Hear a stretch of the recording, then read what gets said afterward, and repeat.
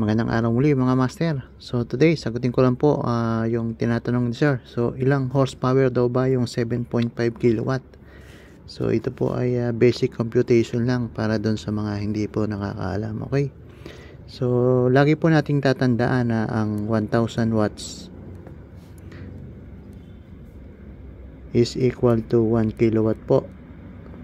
So ibig po sabihin yung 7.5 natin na kilowatt, i-multiply po natin yan sa 1000 watts. Okay. Ngayon, ang magiging sagot po dyan ay 7,500.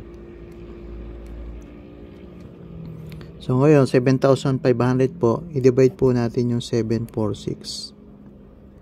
Dahil 1 horsepower po is equal to 746 watts. Okay. So, magiging sagot po dyan ay 10 horsepower po yan. Ayan, 10 HP. Okay. So, yun lang po at maraming salamat. Ayan, bye-bye.